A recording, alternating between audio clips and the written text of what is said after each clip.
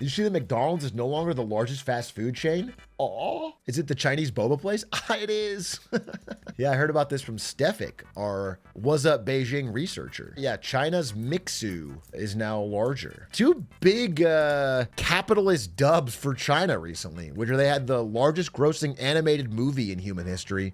And now they've passed the largest food and drink chain. Subway was already bigger than McDonald's. I guess I don't know how they're counting biggest. Subway had more locations, but I believe it dipped back under. I think Subway's going through a bit of a rough patch post-acquisition. Speaking of going through a rough patch, are any of you guys Starbucks drinkers? I'm not, because I don't like coffee. Is anybody a Starbucks drinker? A lot of no's. Is this one of those things where people are Starbucks drinkers, but they don't admit to it because it's not part of your identity, but you do often go to a Starbucks? Like there's a Starbucks near you and you regularly go there, but you're not a Starbucks drinker. Is that okay? Well, anyway, I wanted to ask what your thoughts were because Starbucks, as of like late last year, was plummeting. Stock was doing horribly. CEO was doing a bad job. Just a total downturn. A lot of rising competition. We talked about this in a video. The coffee wars were really in flux, where Dutch Bros was rising, tons of small competitors, all that. Well, they got a new CEO, and aside from the normal things CEOs do, which is lay off a bunch of people, which he did do, he also made a bunch of changes that have so far been working. And I wanted to ask Starbucks users if they've noticed. You might have noticed, for example, they simplified the menu. Starbucks this year cut like a third of their menu items so they could focus on quality over quantity. They also nerfed the mobile rewards and the mobile app pay, but they wanted more in-store to bring back the experience. If you go in-store to a Starbucks, they now give you these fancy ceramic mugs instead of just the paper and plastic. They give you these nice cups. Yeah, you noticed it. Yeah, you've noticed it. And they're doing more ads. Anyway, it's all kind of somewhat working. Oh, also, you have to have noticed this. If you order at Starbucks, again, I do not do this. It's not a bit. I don't drink coffee. This is all research, but they're supposed to write you notes now. Can anyone confirm this? They're supposed to write you little notes on your cup now when you order in person. They're like mandatory. They did a training. Yep, they do this. Yeah, they write little smiley faces or like, have a nice day or whatever. Yeah, they're so nice. I mean, I don't know. It's so sad that where we are, the nation, where like a minimum wage employee writing "have a nice day" on a cup is like, yes. Oh, white people happy. I feel like we're so down bad for any human kindness, but it is a nice action. And apparently, my point is that if you were to check Starbucks revenue and Starbucks stock, it has had a remarkable 21% jump this year during a time where the rest of the market, as you might be able to tell from the Doug stock competition, is not doing that great. Starbucks would have been like Starbucks up 21%. It would have been a top 4 stock pick in the whole thing. Isn't that crazy? So just a little bit shocking, a little bit interesting. And I for some reason, am fascinated by these coffee wars because it seems like Starbucks was like the aging dead giant last year. Now they're kind of having a little bit of a revolution. Now, I also want to say part of that was they laid off thousands of people. Like, let's not beat around the bush. They laid off a lot of people. That's also part of why, but there was some changes. Free refills on certain drinks and better matcha, though? Yeah, I mean, I think they've done some right choices. By the way, I don't know if you looked at this, but good goddamn, this is my largest lead yet. This is my largest lead yet of the whole thing. This is crazy. Doug has 2 in the top 5, but you have 4 in the top 10. It's not about your biggest winner. It's about not having massive losers. It's not having so many losers. That's the trick of actual investing too. There's no point in catching one big wave if you're also going to have a ton of down ones. It doesn't matter what Ludwig does if you have Trump coin. He actually made a great call on Nintendo. I think we all made fun of it, said it's already priced in. It wasn't priced in, dude. 27% jump. The market is clearly impressed with Nintendo's execution leading up to this Switch 2 launch. It was a good pick, but it doesn't matter if you have AMD, yuck, or Trump coin, or Occidental Petroleum. By the way, buying oil companies into a drill baby drill environment, I'll just tell you right now, maybe this will happen in 30 years for you. Stupid, always stupid. Drill baby drill floods the market with supply, assuming it actually happens, which actually hurts the profits of oil companies. They make their most money when supply is constrained. Like if OPEC were to go drill baby drill, it would harm OPEC's profits considerably. Oil profits were highest during the start of the Russia-Ukraine war. Exactly. Because Russian supply got taken off the market. Do you follow NewScale? I'm new to investing. Listen to their Q4 earnings. It makes sense to me.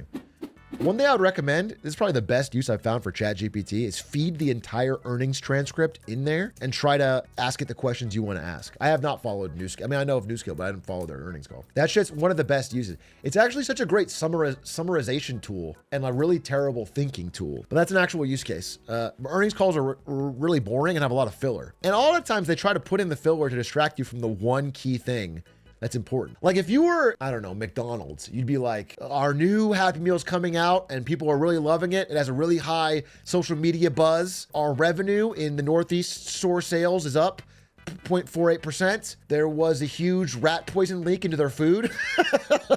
And also Ronald McDonald's coming back. Like they try to sneak in the one bad thing amongst a bunch of, I've listened to a lot of earnings calls now and they really try to pack it in with fluff. What are your thoughts on the Discord IPO? Discord have been trying to IPO since I worked at Twitch, bro. It's 11 years now. If you guys don't know, an IPO is an initial public offering.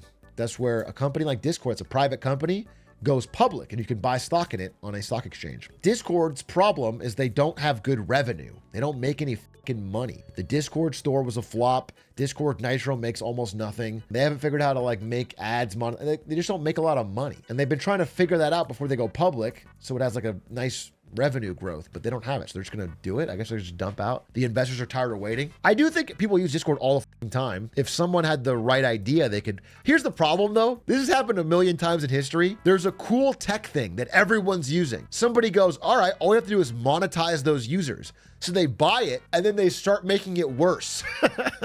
They start in-shitifying it to make a profit. And then everyone goes, wait, this sucks now. And then they move on to the next thing that's free or whatever. There's a real case of Discord headed towards enshittification as they try to capture some value from the audience they have. How would you monetize it? I guess what I would do is I would have Discord secretly keep track of every stupid, idiotic thing you say, and then send you a threatening private message saying we're going to leak it to the public unless you pay us money directly.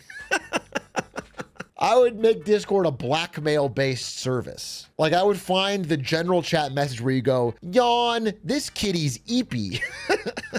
And then I would say, we're going to send that to your friends and family unless you, that would be my, I don't know what I would do for monetization on Discord. Ads make it shitty. Nitro doesn't seem to get paid for. I mean, you have to find some way to making some higher tier service that's worth paying for, I guess, but I don't know what would be in it. You see the guy that used AI to cheat on coding interviews? Oh, I saw this guy. This guy used AI to pass an interview for Amazon, then sent them an email telling them what he did and saying, you, I'm not taking the job. And then they sent a letter to his school trying to get him in trouble. I believe is what happened. Amazon like got so mad they tried to like, did he get expelled? That's crazy. That's fucking embarrassing for Amazon. I've been wondering Atrok's opinion on this is. He mentioned recently that he was unhappy with Biden's national debt. However, he's borrowed the least by percentage in the last 20 years. It just seems bigger as so much has already been borrowed. So I'm looking at this chart and I feel like it has been cut off inappropriately. Joe Biden is in the top 10 highest debt increases of all time for presidents. And what I'm really talking about is this, because there's a lot of games you can play by using GDP as percentage of GDP, yada, yada, yada. What I'm really talking about is this. Okay? This. I'm not particularly uniquely mad at Biden. I am mad at every politician since Reagan, except for Clinton right here, as this chart gets more and more unhinged. Now, again, this 2021 budget is Biden, and it's outside of Trump's 2020 is our worst deficit ever. And the next year, he sort of brought it back to being the worst deficit since the financial crisis.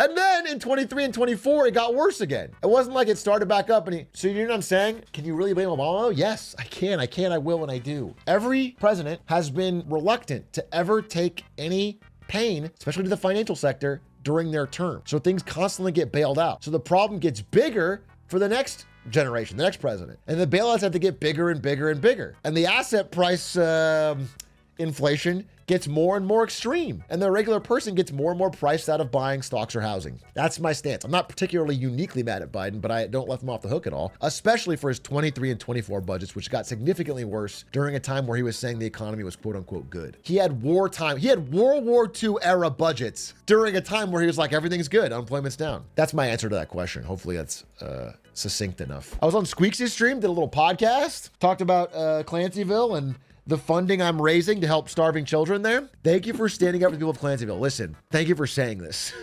I feel like I'm the only warrior for the downtrodden regular folk of Clancyville. I feel like their voices are unheard. The media has silenced them. They are left to struggle and die and just be despondent on their own. And only one voice is speaking out bravely to like say, hey, these people deserve better. And that's me. I really feel for the Clancyville citizens. Your kid will have a military father like you did. Are you saying I'm gonna join the military?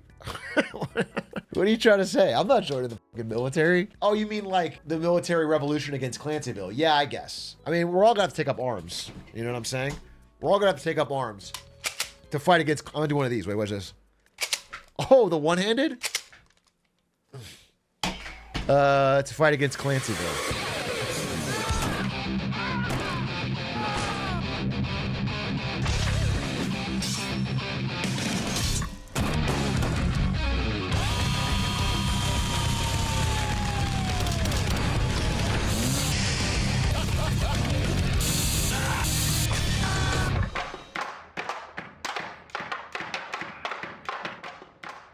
There's a new stand in town, kid. Valley's bullshit lazy!